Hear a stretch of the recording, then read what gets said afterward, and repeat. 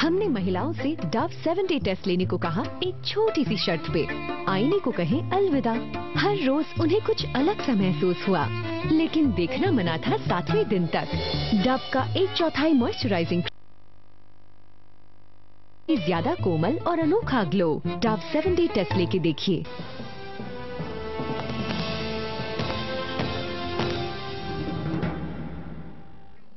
काले धन पर कुश्ती हो रही है और ये कुश्ती इस हद तक सामने आ गई है सुनील कि अब खुलकर एक दूसरे पर आरोप लग रहे हैं। पुनिया साहब हमारे साथ मौजूद हैं और स्वामी रामदेव। पुनिया साहब जी। पुनिया साहब, आप सीधे सवाल पूछ रहे थे बाबा रामदेव से। बाबा रामदेव ने भी काफी सवाल पूछे, क्यों नहीं आप जो पूछना चाह रहे थे पूरा करें सवाल को। बाबा रामदेव सुन रहे हैं। देखिए, बाबा रामदेव जी एक महान शख्सियत हैं, हम उनका आदर सम्मान करते हैं, लेकिन जो राजनीति करेंगे तो राजनीति को बात सुननी पड़ेगी। ये नहीं है आप ये कहना चाहते हैं कि इंदिरा गांधी ने शहादत नहीं दी, देश के लिए कुर्बानी नहीं दी। राजीव गांधी जी ने देश के लिए कुर्बानी, देश की अखंडता, उसके लिए कुर्बानी नहीं दी। तो उसके ऊपर सवाल तो आपने उठाए। ये कौन कह रहा है आपने सवाल नहीं उठाए? ये वास्तव में अगर वो सवाल उठाएंगे तो कोई भी व्यक्ति, अगर आपके योगा उसमें सेशन में लोग आते हैं, ठीक है, वो राष्ट्र धर्म की बात करते हैं तब तक ठीक है, लेकिन ये जरूरी नहीं है। आपकी राष्ट्रभक्ति किसी भी कांग्रेसी की खुल के देश के सामने आती है। वापस मुद्दे पर आइए। काले धन की बात हो रही है। ये कांग्रेस और कांग्रेस के सम्मानित नेताओं पर चर्चा नहीं है, देश की संपत्ति पर चर्चा है। कभी भी स्वर्गीय राजीव गांधी और स्वर्गीय इंदिरा गांधी के ऊपर कोई टिप्पणी नहीं की। और आज तक के मेरे जितने भी प्रोग्राम है अरुणाचल प्रदेश में अरुणाचल प्रदेश में जाके आपने यही कहा, अरुणाचल प्रदेश में यही सवाल उठाए और इसी पे हमारे जो सांसद हैं आपको रोकूंगा। बाबा रामदेव जी, एक छोटा सा सवाल सीधे तौर पे, क्या बाबा रामदेव एक स्वामी हैं या राजनेता हैं? आप क्या हैं? मैं एक सन्यासी हूं इस देश का, और इस देश के सन्यासियों ने सुने आप सुने इस बात को जो बाबा रामदेव सवाल पूछा गया है कि बाबा रामदेव क्या स्वामी हैं या राजनेता हैं? सवाल का जवाब सुने आप। मैं इस देश का एक सन्यासी हूं, सन्यासी पैदा हुआ था और सन्यासी ही जाऊंगा, लेकिन योग सिखाते सिखाते देश को भी बचाने के लिए अपना राष्ट्र धर्म निभाऊंगा।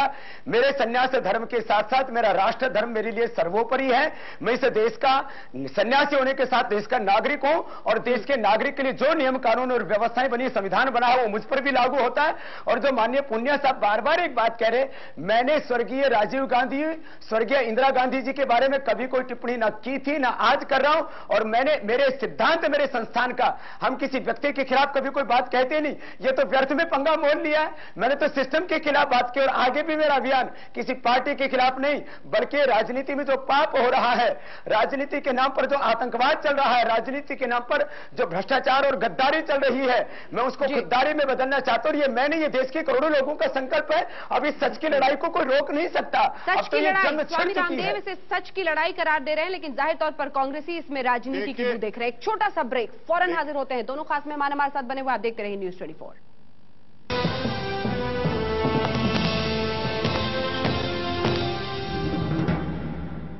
जो मखमल सा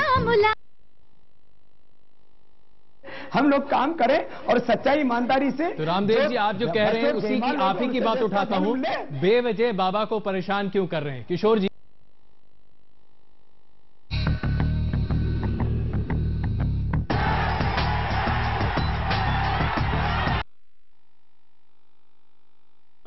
कि सन्यासी की परिभाषा क्या होती है। अभी बाबा रामदेव जी ने उत्तराखंड में एक बयान दिया कि एक मंत्री ने मुझसे 2 करोड़ रुपए मांगे और उसके बाद पूरे देश में अखबारों में और चैनलों में नाम छपवा करके उसके बाद उस मंत्री का कोई पता ही नहीं चला किस मंत्री ने 2 करोड़ रुपए मांगे थे। जिस पर कयास लगे उस पर बाबा खुद पर्सनल व्यक्तिगत रूप से उन सब लोगों को मिल करके यहाँ। किशोर जी, आप तमाम आरोप लगा रहे हैं। देखिए, आपको खुली चुनौती दी बाबा रामदेव ने कहा कि उनके परिवार का एक भी शख्स शामिल नहीं है किसी भी ट्रस्ट में। आप एक दूसरा आरोप भी लगा रहे हैं। रामदेव जी आपको जवाब देना चाह रहे थे। देखिए, मैं एक सीधी सी बात कहना चाहूंगा अजय जी आपसे। किशोर जी बहुत ओछी बातें कर रहे हैं शुरू से ही। देखिए, वही मैं बात कर रहा हूं, किशोर जी बहुत ओछी बातें कर रहे हैं। एक, उनको ओछी बातें नहीं करनी चाहिए। आप संजय निरुपम जी से मेरी बात करिए, मैं बात का उत्तर दूंगा। यदि किशोर जी से आप बात करेंगे, क्योंकि ओछी बातें नहीं करनी चाहिए देश के लोगों के सामने। आज तक के माध्यम से इनको। किशोर जी एक सेकंड, संजय जी आपको चर्चा में शामिल किया जाए। रामदेव जी भी यही कह रहे हैं, ये जो तमाम आरोप लग रहे हैं और खास करके उनका ये कहना कि एक बाबा जो कि ये सारी चीजें करने की कोशिश कर रहा है, आपत्ति क्या है? कांग्रेस को क्या दिक्कत है? हम यही समझना चाहते हैं। कोई दिक्कत नहीं है, कोई दिक्कत नहीं है। मैंने जैसा पहले ही आपको कहा कि हमारे यहाँ जो संत हैं, महात्मा हैं, साधु हैं, बाबा हैं, उनका एक सम्मान हम करते हैं और बहुत ज्यादा उनके ऊपर सवाल नहीं करते। बड़े बड़े आश्रम हमारे देश में चल रहे हैं, इन आश्रमों में कहां से पैसा आया हम कभी पूछते नहीं है। हालांकि वो भी कानून से ऊपर नहीं है, लेकिन अमूमन हम उनकी तरफ ध्यान नहीं देते। लेकिन जब ये बाबा लोग, जब ये साधु महात्मा अपने रोजमर्रे के और जो उनका अपना एक काम काज है उससे बाहर निकलकर राजनीति में दखलंदाजी देंगे, तो मैं नहीं पूछ। सारे मैगजीन्स में तुम्हारा चेहरा। Fair and lovely forever glow, जवान निखार 30 के बाद भी।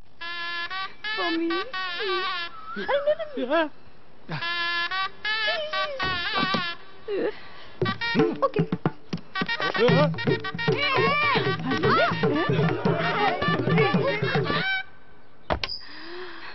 असीस प्लाई, मजबूत रिश्ते जोड़े।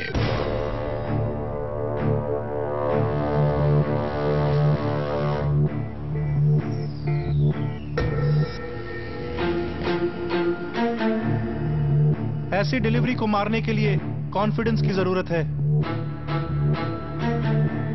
और सही प्रोटेक्शन है तो कॉन्फिडेंस है। नया एडवांस कैस्ट्रॉल एक्टिव, इसमें है सिंथेटिक टेक्नोलॉजी जो दे आपकी बाइक को superior all round protection. Castrol active, protection है तो कॉन्फिडेंस है।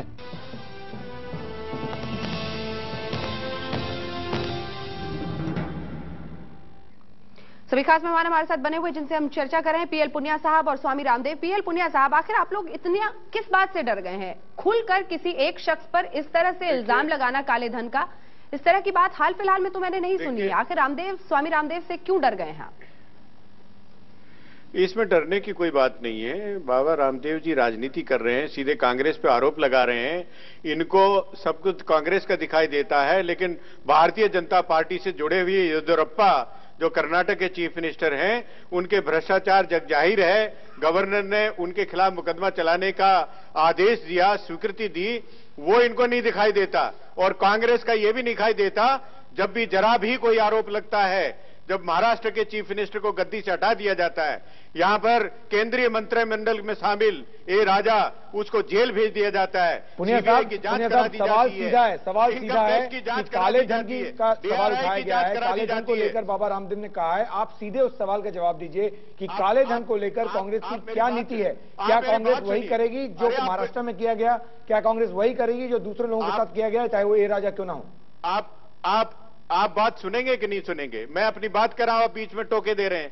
जहां तक भ्रष्टाचार की बात है, ये मैंने बताया, और जो काले धन की बात है, आप सब कुछ पढ़ते हैं, बाबा रामदेव बहुत पढ़ते हैं। जो ये लेक्चर जो दे रहे हैं यहां पर कि राष्ट्रभक्ति और ये किसी योगा कैंप के लिए आप आरक्षित कर लीजिए। यहां पर अगर राजनीति करने आए हैं तो राजनीति की बात करिए।